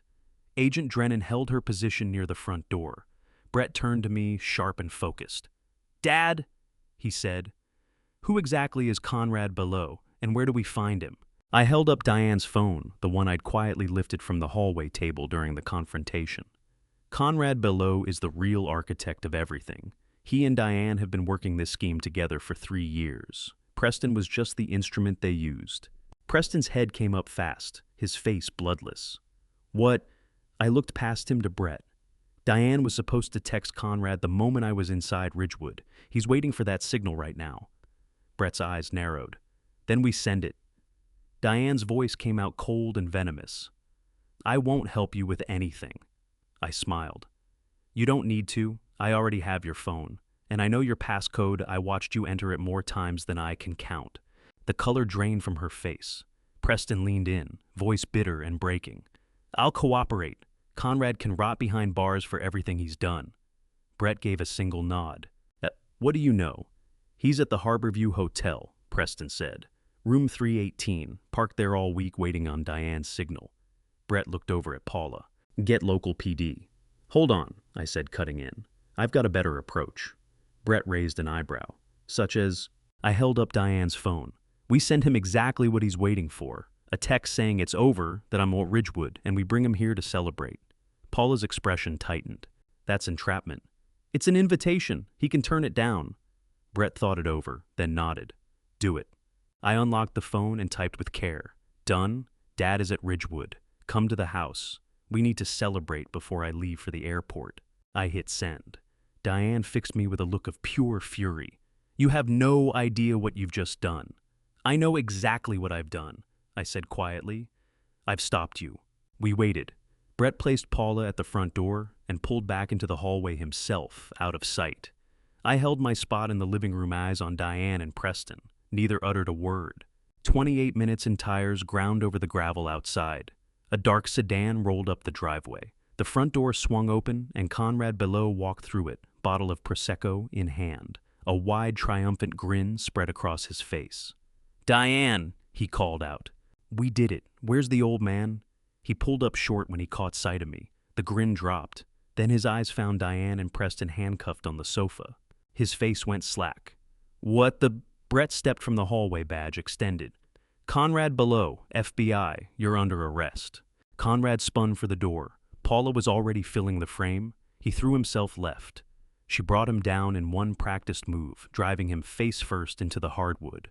The Prosecco bottle burst apart, foam and broken glass fanning out across the entryway. Brett snapped on the cuffs, yanked him upright, and pushed him into the room. Conrad's face was flushed, his breathing ragged. "This is insane," he snarled. "You can't prove a thing." "Actually," I said, stepping forward, "I can." I raised my tablet and hit play. 3 nights earlier, I had captured a call between Diane and Conrad through the camera concealed inside Irene's portrait. Their voices came out of the speaker and filled the room. "Diane, what about Preston? Conrad Preston is the fall guy. Once that money moves, he's a loose end." "Diane, what exactly does that mean?" "It means accidents happen. Car trouble, a health scare, whatever fits. Clean and untraceable." "Diane, you're talking about making him disappear." "Conrad, I'm talking about making sure he can never connect either of us to anything. Do you want to spend the rest of your life watching your back?" "Diane, no, Conrad." "Then trust me." The recording stopped. Preston's face had gone from pale to ghost white. He turned to Diane, his voice shaking. "You were going to kill me." Diane's mouth opened. Nothing came out. Then Preston lunged at her with a roar of rage. Brett caught him and shoved him firmly back down. "Stay down." Conrad produced a laugh, cold, hollow. "That recording won't survive a suppression hearing. It's inadmissible." Brett regarded him without alarm. "Maybe, but a murder conspiracy allegation gives me all the probable cause I need to go through every inch of your life, and I dig until I find what I'm looking for." Paula was staring at her phone. Her head snapped up. "Brett, Conrad below has an active warrant out of Nevada, 2018. Elder fraud, identical pattern." Brett's jaw set. "How similar? 72-year-old widow, $4 million committed to a mental health facility." Paula held the pause. "Dead 6 months later." Everyone in the room turned to stare at Conrad. I moved toward him. "So, you've run this before." Conrad held my gaze, his expression cold and reptilian. "Allegations. Nothing proven." "We'll prove this one," Brett said. I turned from Conrad to Diane. She was crying, tears running freely now. "I'm sorry, Dad," she whispered. "I'm so sorry." "A sorry doesn't reach this," I said quietly. "I loved you. I handed you everything I had, and you sold me out for money." "Dad, please." "The daughter I loved," I said. "She's gone." Diane's face crumpled. Brett and Paula walked all 3 of them out the door. Conrad in one cruiser, Diane in another, Preston in a third. I stood in the doorway and watched the flashing red and blue lights shrink away down the street. Then a soft voice came from behind me. "Eugene, are you all right?" I turned. Dolores Freeland was at the edge of the driveway, concern etched into her face. "I'm all right now, Dolores," I said. "Thank you." She squeezed my hand and held it a moment. "If you need anything, you know where I am." A gentle smile, and she turned back toward her house. I stood alone in the doorway as morning light broke over the roof lines. The house was silent, empty. For the first time in months, I could breathe. But watching those taillights disappear, I knew it wasn't finished. Dr. Quint was still out there. Ridgewood Behavioral Center was still operating. A system built to prey on the elderly and vulnerable still intact. Today was justice, but there was more justice left to deliver. With Diane, Preston, and Conrad in custody, Brett turned his focus to the real engine of it all, Ridgewood Behavioral Center. 3 days after the arrests, a column of black SUVs and unmarked federal sedans pulled up to the sprawling Ridgewood facility at the edge of town. Agents in tactical vests pushed through the front entrance, badges up, and warrants ready. I wasn't there. Brett had told me to stay home and rest, but he rang me that evening. "What we found in there," he said, his voice tight. "It's worse than we thought." I sat in my living room, phone against my ear. "How bad?" 32 patients currently inside Ridgewood. 28 are showing signs of severe overmedication. Sedatives, antipsychotics, hallucinogens, administered without consent or any legitimate medical basis. He paused. Financial records put total patient fees at $47 million over the past 5 years. I felt the blood leave my face. $47 million. Dr. Quint was meticulous, Brett continued. Every name, every dollar amount, every kickback percentage recorded. He took 15% of each patient's assets as his personal cut. The rest moved through a web of shell companies and offshore accounts. How many people? I asked, barely above a whisper. At least 50, Brett said. Some died at Ridgewood. Others walked out once their funds were gone, penniless, broken, with nowhere to turn. His voice hardened. Your case cracked the whole thing open. I closed my eyes. 50 people, 50 families. All of it so close to being mine too. Where's Quint Woigosamt? Indigaitis das mest. In custody, picked him up about an hour ago. Dr. Leonard Quint occupied an FBI interrogation room, his expensive suit gone soft and wrinkled his face pale and damp. Brett and Agent Paula Drennan sat across the table, a thick file between them. I want my lawyer, Quint said, voice clipped. Brett leaned back unhurried. You'll need a sharp one. Conspiracy, fraud, elder abuse, falsifying medical records, and we're just getting started. I performed evaluations, Quint said stiffly. Clinical judgment is protected. You signed commitment orders for more than 50 people over 5 years, Brett cut back. Every single one of them happened to be wealthy. That isn't medicine, Dr. Quint. That's racketeering. Quint's mouth compressed. Nothing. Paula slid a page across the table. This is the evaluation you conducted on Eugene Harlow last Friday. Severe delusions, paranoid psychosis, auditory hallucinations, your diagnosis. Yet your own intake notes confirm he answered every cognitive question correctly. Brett leaned forward. You also backdated the paperwork to suggest weeks of prior treatment. That is falsification of federal documents. Quint's attorney arrived 20 minutes later. The damage was already done. The investigation moved fast after that. Before the week was out, Elliot Grout, the attorney who had drawn up the fraudulent power of attorney paperwork, was arrested at his downtown office. He claimed he'd simply followed his client's instructions, but agents had already found emails tying him directly to Dr. Quint and Ridgewood's financial operation. Victor Trentham, the art dealer who had agreed to move my paintings through the black market, was taken at his gallery. A warrant search turned up a ledger spanning decades stolen pieces fraudulently obtained, works a hidden inventory of crimes. He had been Preston's connection and Conrad's before him. The full scope of it was staggering. 6 people arrested, 50 victims identified, $47 million stolen, and at the center of everything Ridgewood Behavioral Center, a front of compassion concealing a machine built to strip the elderly of their dignity, their independence, and every dollar they had ever saved. Brett wanted a full deposition for the FBI. 2 days I sat in a federal building, walking agents through everything. The hidden cameras, the drugging, the manufactured isolation, the falsified paperwork, the recordings I'd made. Every video file, every audio clip, every fragment of evidence from my attic studio went into their hands. I've never encountered victim testimony this thorough, Brett said. This becomes the foundation everything else is built on. I wasn't the only one ready to stand up and be counted. Arthur Pelham, whose mother Edna had perished inside Ridgewood Behavioral Center, made a 3-hour drive to sit across from me at a coffee shop down the road from my place. Tall man, gray-haired, carrying grief in his face, the way some men carry old scars. He clasped my hand hard. Mr. Harlow, pulling back the curtain on those people you kept others from suffering the same fate. I pulled my hand back slowly. I only wish I'd been in time for your mother. His eyes filled. She has justice now. You don't know how much that matters. Norma Cassidy, the 71-year-old who had survived what my research turned up, stepped forward too. I found her at a community center she now called home, a slight woman whose eyes burned with a stubbornness her body couldn't quite match. She had a walker and hands that wouldn't stay still, but her voice held. I'll be there to testify, she told me. Even if they roll me in on that wheelchair. They stripped away nearly everything, my money, my home, my sense of self.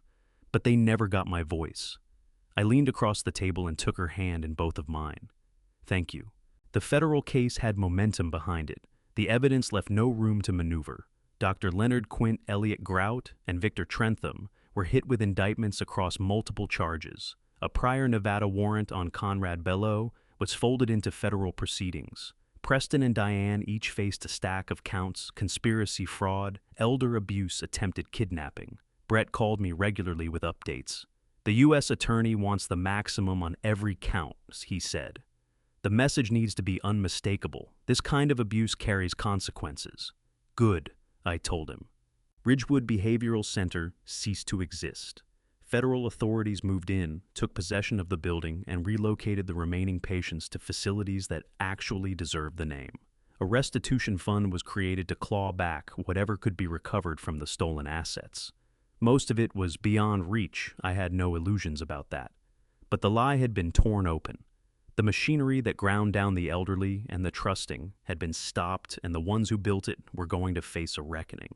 3 months on, I was standing on the steps of the federal courthouse in the cool bite of an autumn morning.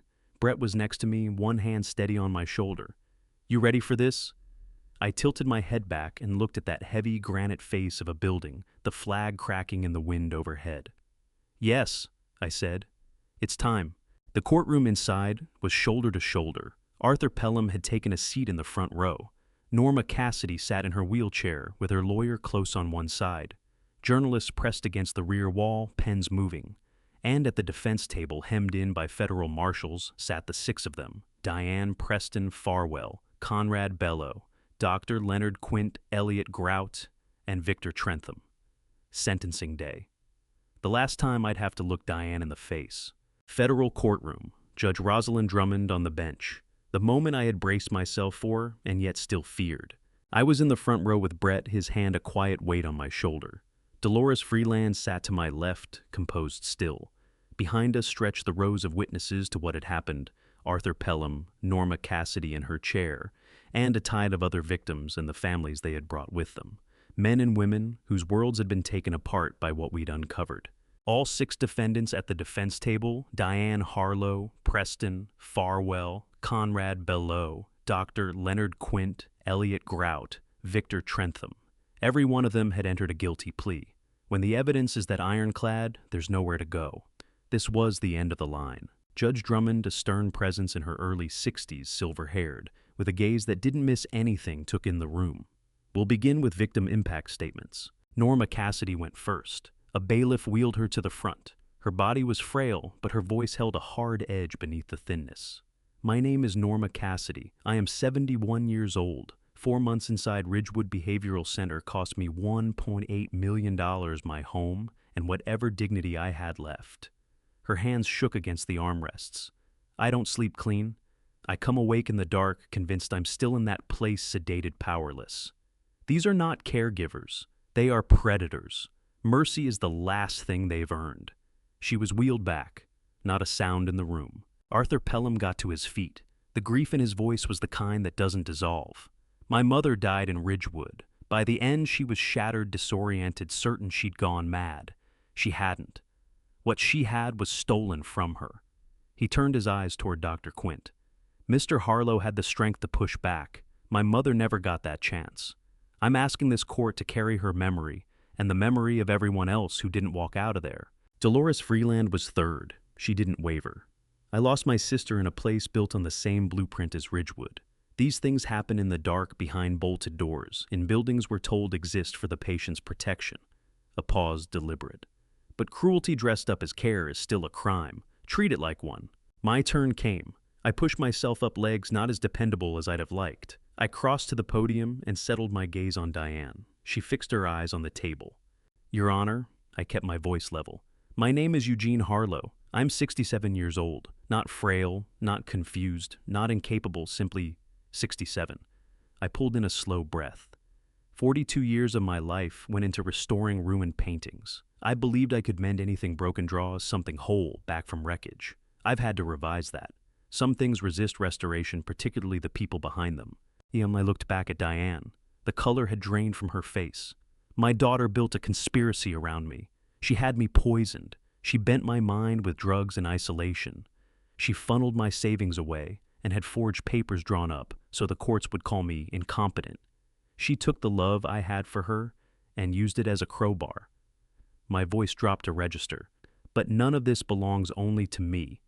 This belongs to Norma, to Arthur's mother, to 50 people whose names belong in this record. This is a story about what happens when old age gets treated as opportunity, when the elderly become targets, nuisances, accounts waiting to be drained." I pulled my shoulders back. "We are none of those things. We are not soft targets. We have strength, we have minds, and we push back. I met Judge Drummond's gaze. I want this court to plant a flag. Elder abuse inside families, inside institutions, anywhere it hides, will not go unanswered. I went back to my seat. Brett's hand found mine. Judge Drummond leaned into the bench, and her expression was granite. In the course of my career, I've seen a great many cases. Very few have sickened me the way this one has. Her words came out measured and cold. The deliberate targeting of elderly people. The rot that spread into medicine and the law. A daughter's calculated betrayal of the father who trusted her. This is what unrestrained greed looks like when it's given room to work. She pulled open a folder. Dr. Leonard Quint, you corrupted the physician's oath. You ran your practice as a criminal operation. I sentence you to 18 years in federal prison with permanent revocation of your medical license. Quint's face drained of color. I.E. Elliot Grout, your legal training became a tool for fraud, forged documents, facilitated theft. 12 years in federal prison. You are disbarred effective immediately. Grout stared at the table. Victor Trentham, 10 years for conspiracy and trafficking stolen property. Preston Farwell, you were a willing participant in the scheme to drug isolate and steal from your own father-in-law. 15 years in federal prison, elder abuse, fraud, conspiracy. Preston shut his eyes. Conrad Below, you have made a pattern of targeting those least able to defend themselves.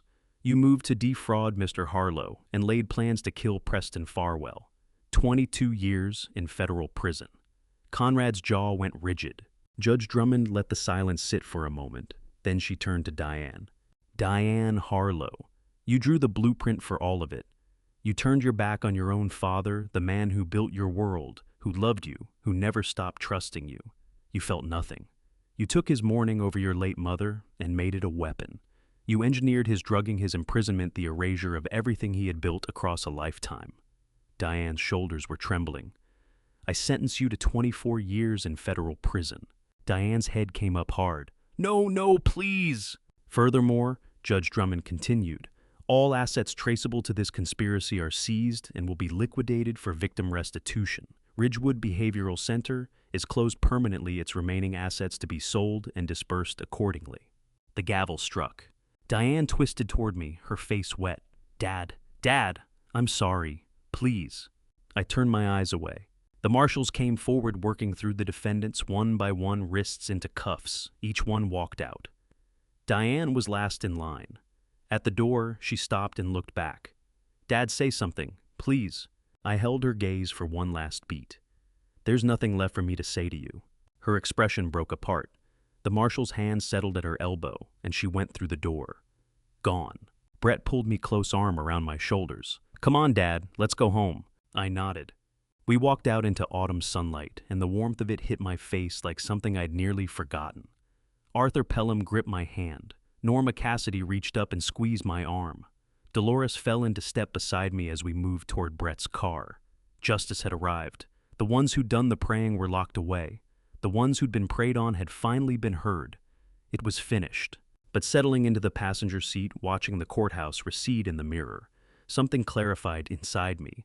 The life I'd clawed back, I still had to actually live it. The house in Millbrook Heights was full of ghosts now, and I couldn't stay there. 3 weeks after the sentencing, I walked through those empty rooms one final time. The police had cleared out Diane and Preston's things months earlier. The furniture was long gone. What remained were only echoes. Irene's laughter drifting from the kitchen, the sound of Diane's small feet on the stairs when she was young. The weight of everything that had happened pressed against every wall. There was no healing to be done inside that house. A young family bought it, husband, wife, 2 little ones.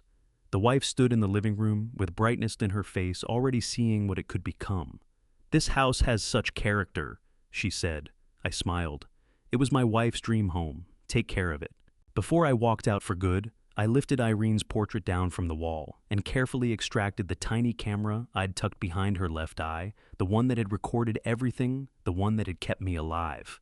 I had no more use for it, but the painting came with me. Brett helped me settle into a smaller 2-bedroom apartment, close to his family. One of the bedrooms became my new studio, brighter than anything I'd had before, open, flooded with light at all hours. Irene's portrait went up in the living room, her steady gaze keeping watch over the place. Arthur Pelham came by about a month later. We sat together in my little kitchen, and there was something easier in his face than I'd seen before. "Because of what you did, they're returning my mother's money," he said. "Not everything, but enough." I asked what he planned to do with it. "Start a foundation in her name for other victims of elder abuse." He leaned across the table. "Would you sit on the board?" Something warm opened up in my chest. "I'd be honored." Norma Cassidy sent me a card not long after.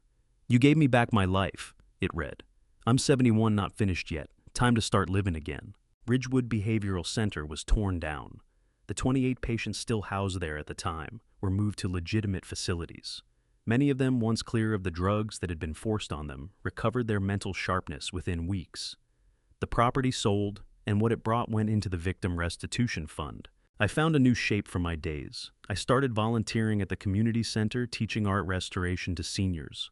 I took on free restoration work for low-income families and abuse survivors. I became an advocate guest speaker at town hall senior centers wherever they'd have me. "You're never too old to fight back," I told those audiences. I meant every word.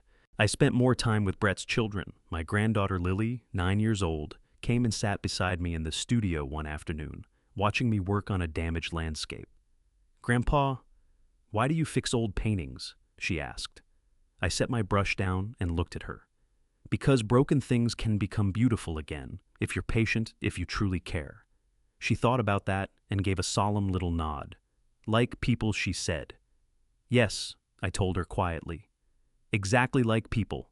1 year after the trial, December 2024, a postcard arrived. I was in the studio when Brett dropped off the mail. The card was plain institutional. The return address, Federal Correctional Institution, Danbury. Diane's handwriting. I held it for a long time before I turned it over to read. "Dad, I know you probably won't read this, but I need to say it anyway. I'm sorry. I was wrong. I was greedy, selfish, and cruel. Prison gives me a lot of time to think about what I destroyed. I don't expect forgiveness. I don't deserve it. But I want you to know I remember everything you taught me about second chances, about restoring broken things. I'm trying to fix myself. It might take 24 years. It might take a lifetime. But I'm trying. I love you. I always loved you. I just forgot how to show it. Diane." I read it 3 times. Part of me wanted to throw it away, burn it, act as though she had never existed. But another part, the part that had raised her, painted alongside her, loved her for the whole of her life, felt something stir. Not forgiveness, not yet. Maybe never. But a kind of acknowledgement. She was trying. Perhaps that was enough to hold on to for now. I didn't write back, but I kept the postcard. I placed it in a small wooden box together with a handful of childhood photos of Diane and some drawings she'd done as a little girl. I'm not ready to forgive, I thought, but I'm not ready to let go of everything either. Someday maybe, or maybe not. Either way, that's all right. I took stock of the year. I had testified in 3 other elder abuse cases. The foundation Arthur and I had built together had helped 15 families. Norma and I met for coffee every week without fail. I'd restored 23 paintings over the course of the year, every one of them for someone who couldn't pay. My bond with Brett was stronger than it had ever been. My grandchildren loved me. I had purpose again. Brett arrived that evening with Lily and her younger brother. "Grandpa!" Lily came running into the studio. "I wrote an essay about you at school." "About me," I smiled. "What did you write?" "About how brave you are. My teacher said, courage isn't not being afraid. It's being afraid but doing the right thing anyway." Tears stung behind my eyes. "Your teacher is very wise." Brett put a hand on my shoulder. "You okay, Dad?" I nodded. More than okay. For the first time in 2 years, I'm truly happy. Later, after Brett and the kids had gone, I stood alone in the studio. The evening light came through the window in long, warm slants. Irene's portrait looked down at me, serene and watchful as always. I lifted my brush and whispered, "We made it through, my love. We're home." Then I turned back to the easel and kept painting. I'm 68 years old now. Not ancient, not some fragile relic, just 68. What I've learned is, this broken things can heal. Damaged paintings can be restored. Trust can be rebuilt, perhaps not with the same people who shattered it, but with new ones. Time keeps moving. So do I. Looking back on everything, I can see clearly what I should have done differently. I should have asked for help sooner. I should have trusted Brett earlier, spoken up the moment something felt wrong, instead of waiting until I was cornered. Don't let pride or shame keep you silent the way I did. God gave me the strength to endure when I was certain I had none remaining. He placed Dolores, Arthur, Norma, and Brett in my path at the exact moments I needed them. I believe broken things can heal, not because they become perfect again, but because they refuse to stop standing. To anyone who feels trapped, forgotten, or invisible, you are not too old, too worn down, or too damaged to fight back. Your voice matters. Your life matters. What I went through wasn't just my story. It belongs to every person who has ever been underestimated and found the will to push back anyway. That's where Eugene's story comes to rest, not in bitterness, but in something harder, won, and quieter. Something that looks after everything, a lot like peace. What this journey cost him is difficult to measure. He lost a daughter, not to death, but to greed. He lost the version of his family he had spent a lifetime believing in. And yet, what came back to him slowly through restored paintings and coffee with Norma and evenings with his grandchildren was a life that actually belonged to him. I believe God places the right people in our path at exactly the moment we are ready to receive them, and for Eugene, those people arrive just in time. If you take anything from this story, let it be this. Trust what your body is telling you. If something feels wrong in your own home, it probably is. Don't let shame or love talk you out of your own instincts. Document before you confront. Evidence is the only language that cannot be dismissed or explained away. If someone minimizes your sharpness because of your age, that is their failure of imagination, not your limitation. Every adult's 50-plus person in this story who stood up in that courtroom proved exactly that. And finally, the deepest family revenge story lesson Eugene took with him: justice is not about settling a score. It is about making sure the next person doesn't suffer the same fate. If this story moved you, share it with someone who might need to hear it. Leave a comment, tell me what stayed with you, or share something from your own life that this brought to mind. And if you haven't already, subscribe to Honor Revenge Stories, so you'll be here for the next one. Thank you for listening all the way through. Take good care of yourself. Until next time.